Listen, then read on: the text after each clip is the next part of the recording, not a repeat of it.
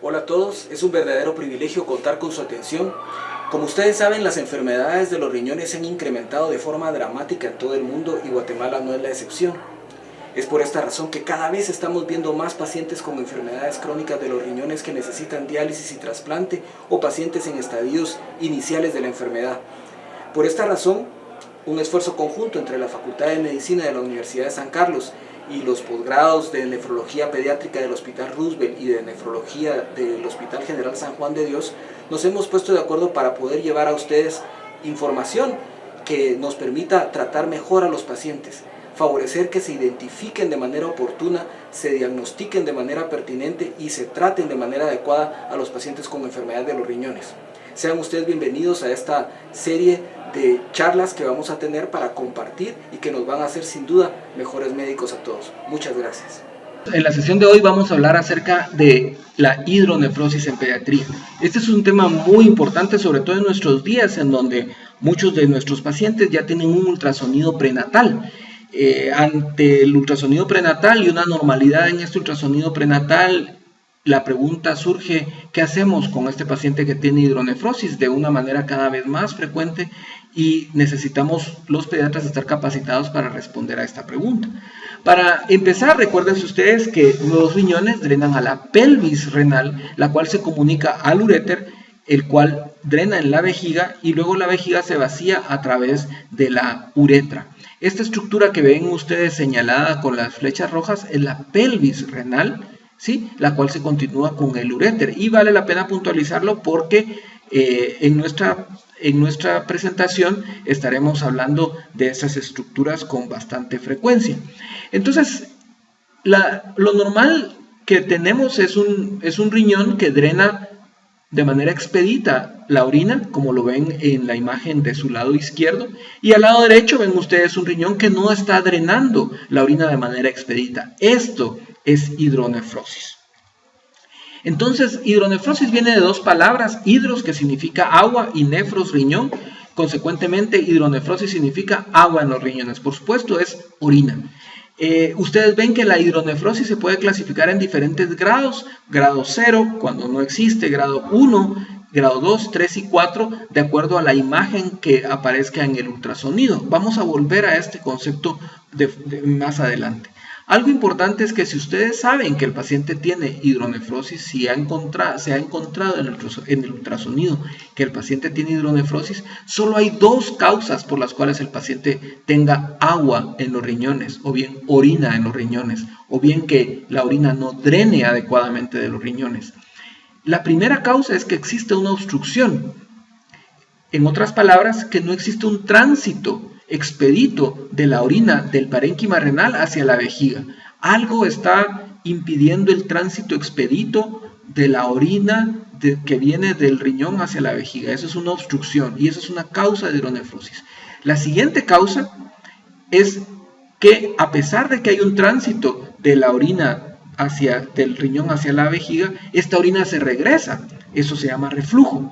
Entonces, cuando nosotros tengamos hidronefrosis, tenemos que pensar que solo hay dos causas posibles: o bien que haya una obstrucción, algo que impide el tránsito de la orina del riñón hacia la vejiga, o bien que exista reflujo, es decir, regreso de orina de la vejiga hacia los riñones. Hidronefrosis, entonces, nos tiene que hacer pensar que o bien hay una obstrucción o bien hay un reflujo. ¿Qué instrumentos tenemos para estudiar la hidronefrosis? Bueno, en primer lugar, van a tener ustedes el ultrasonido. Recuérdense ustedes, si no vieron la sesión acerca de pruebas útiles en nefrología pediátrica, les aconsejo que se refieran a esa sesión en donde vimos algunos estudios que son útiles para el diagnóstico de enfermedades renales en niños. Les recuerdo entonces que el ultrasonido nos identifica el tamaño de los riñones, la forma de los riñones y la densidad o ecoestructura de los riñones.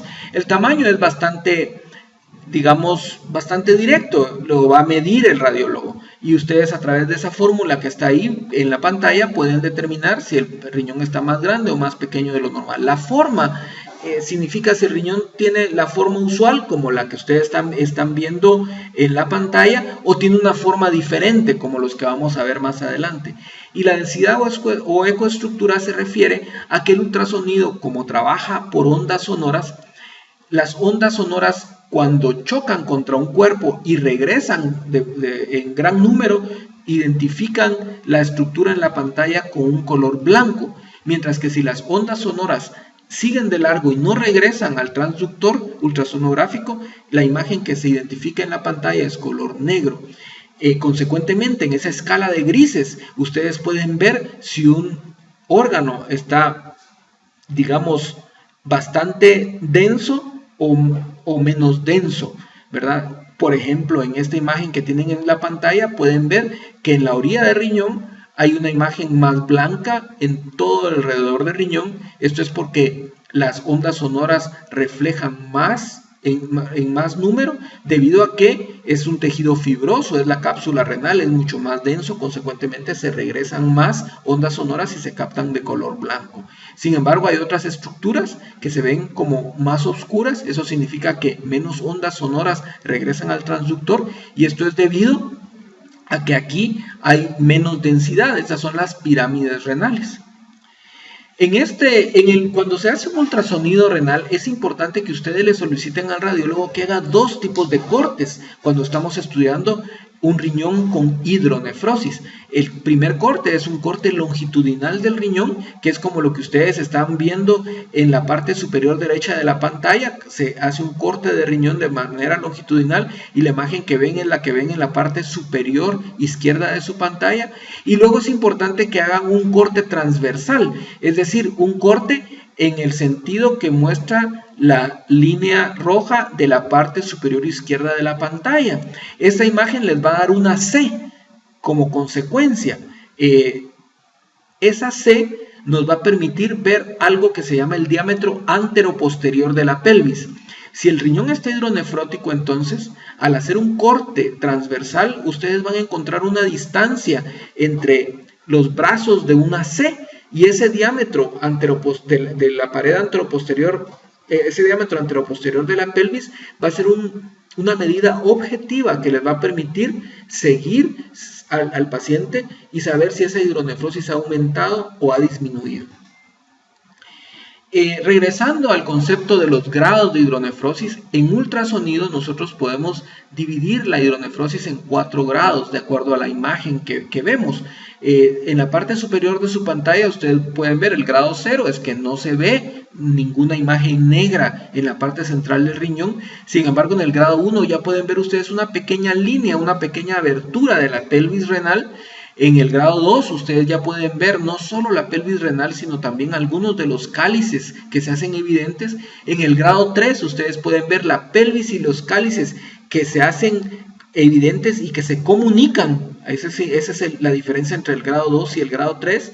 Y en el grado 4 ustedes pueden ver el abombamiento de los cálices, es decir, los cálices ya se miran de forma redondeada, abombada, con una inversión de su estructura normal.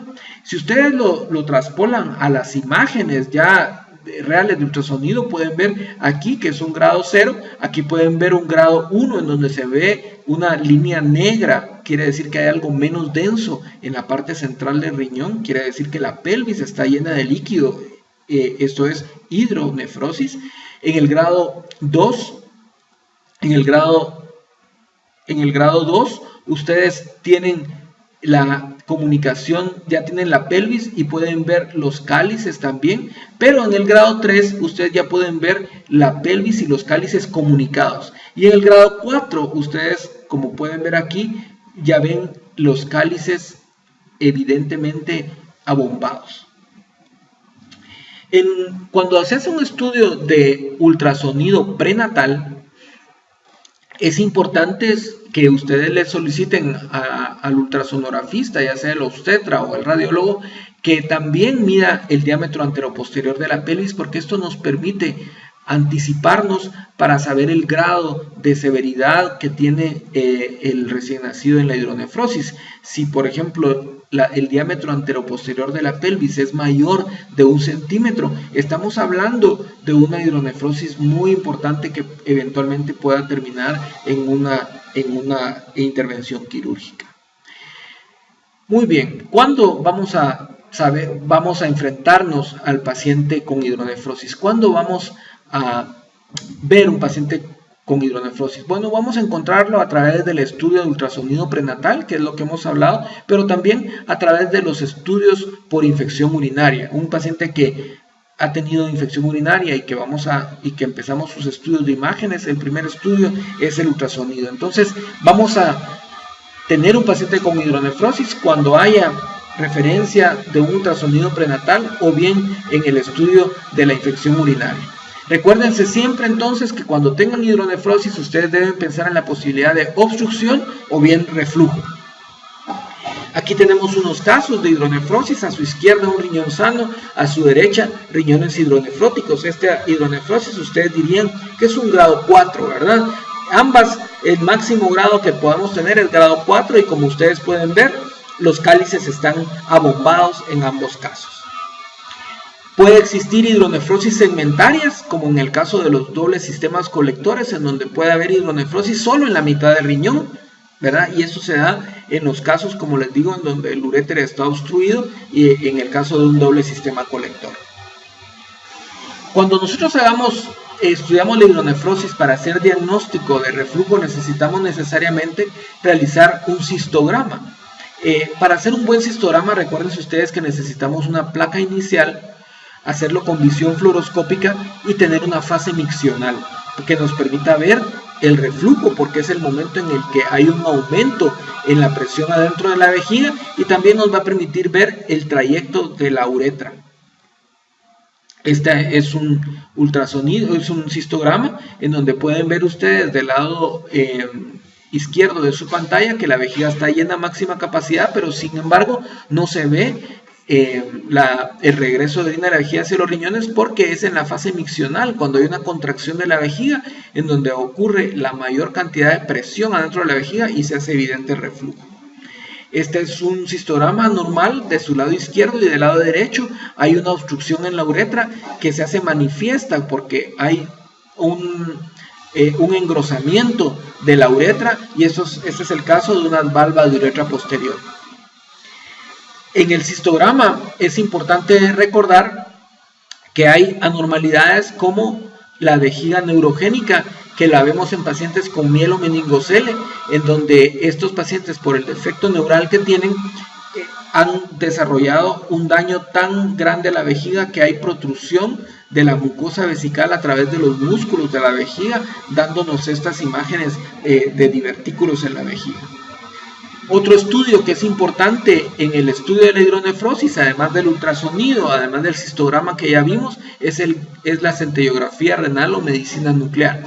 En estos casos nos es muy útil porque la medicina, la centellografía funcional, que la conocemos como DTPA, o también se puede utilizar el MAC3, hay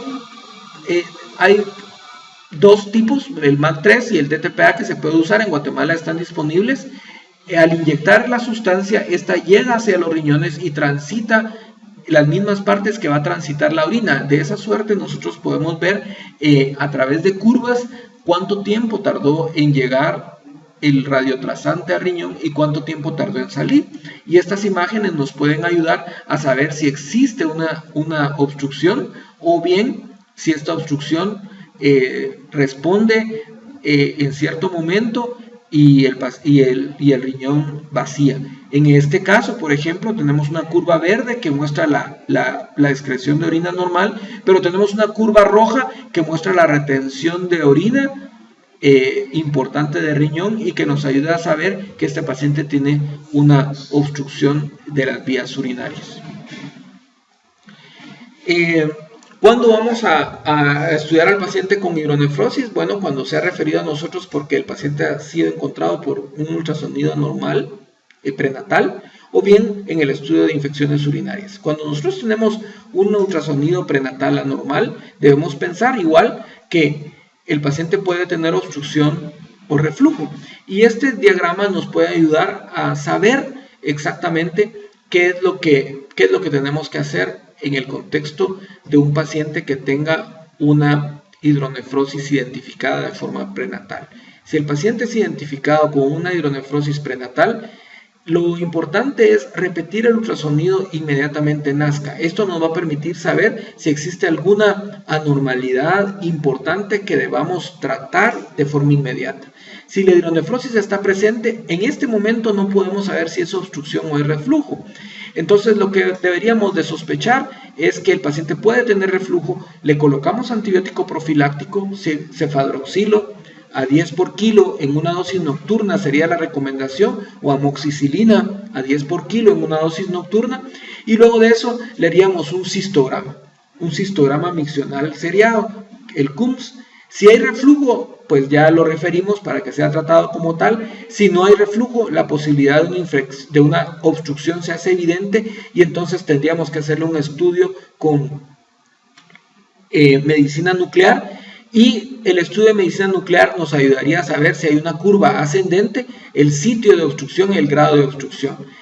Ahora bien, si el estudio de medicina nuclear nos demuestra que no hay función del riñón, estamos enfrentándonos a lo que se conoce como riñón multiquístico o una displasia quística renal, que se ve como que fuera una hidronefrosis, pero realmente son quistes de riñón que asemejan una hidronefrosis en el ultrasonido.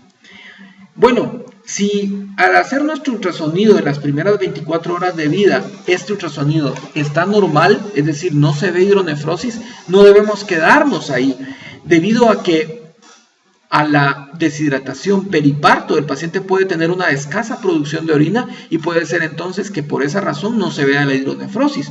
Lo indicado en ese caso es repetir ese ultrasonido a las 2 semanas y luego volvemos otra vez a nuestro diagrama. Si la hidronefrosis está presente, le damos antibiótico profiláctico y tratamos de descartar reflujo como primera opción. Si descartamos reflujo, hacemos la gamografía para ver si hay obstrucción, y si no hay obstrucción en la gamografía y hay falta de función en la gamografía, estamos frente a un riñón multiquístico. Si a las 2 semanas el ultrasonido es normal, pues podemos decir que el paciente resolvió su hidronefrosis.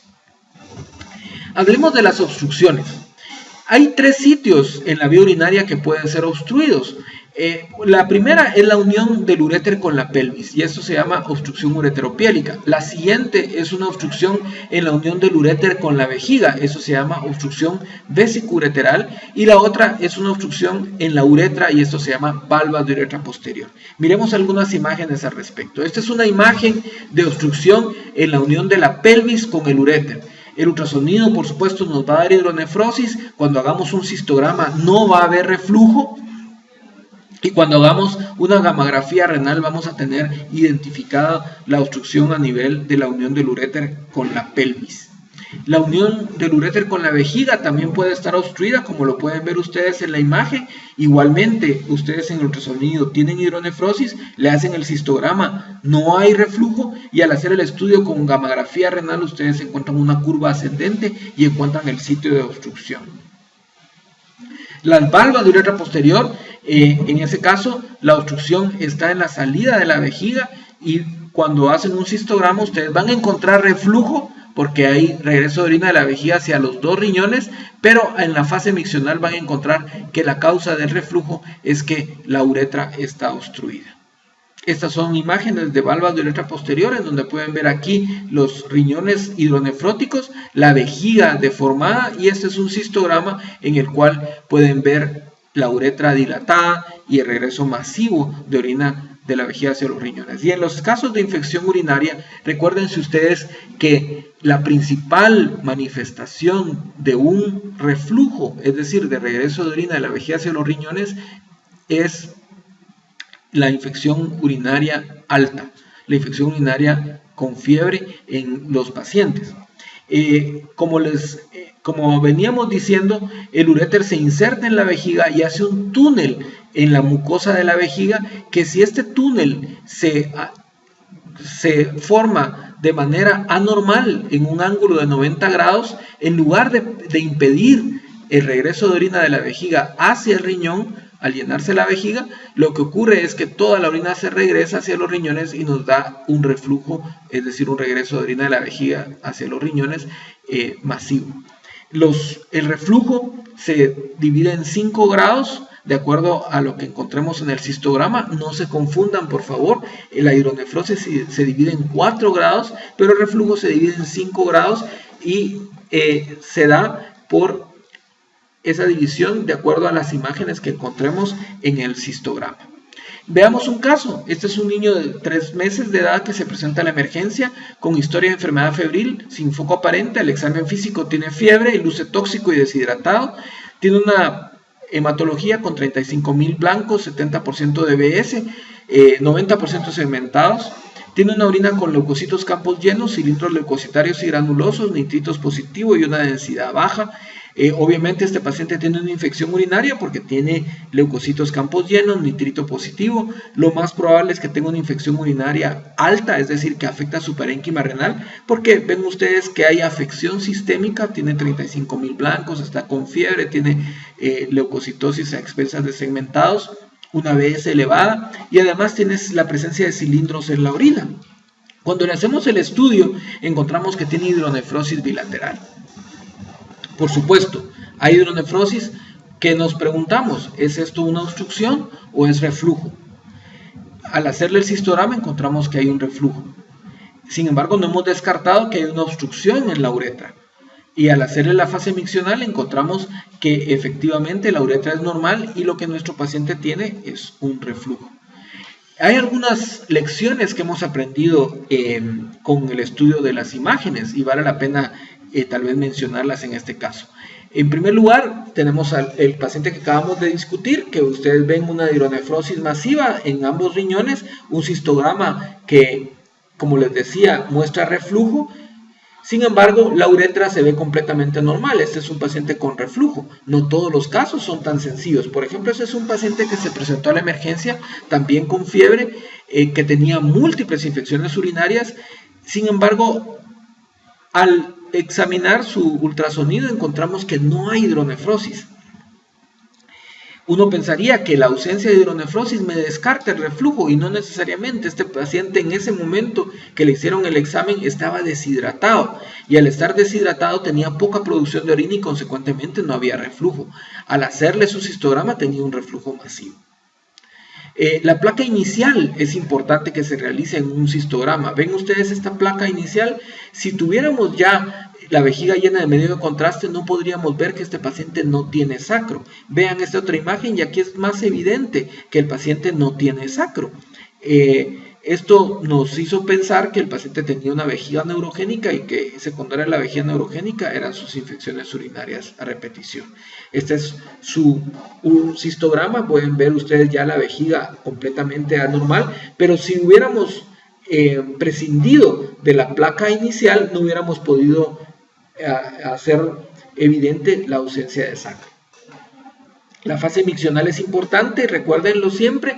En este paciente, por ejemplo, le habían llenado la vejiga a máxima capacidad y no había habido reflujo, sino hasta que hay una contracción de la vejiga, hay aumento de la presión adentro de la vejiga y entonces se hace evidente el regreso de orina de la vejiga hacia los riñones.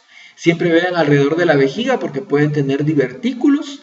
Cuando hagan un cistograma, a veces puede ser que tengan más de un uréter, como en este caso, o bien que haya riñones que estén en situaciones que no son anormales, como este riñón ectópico a nivel de la pelvis renal. Esperamos que la información compartida nos ayude a identificar oportunamente a nuestros pacientes, a tratarlos de mejor manera y por favor no se pierdan el siguiente video que va a ser de beneficio para todos. Muchas gracias.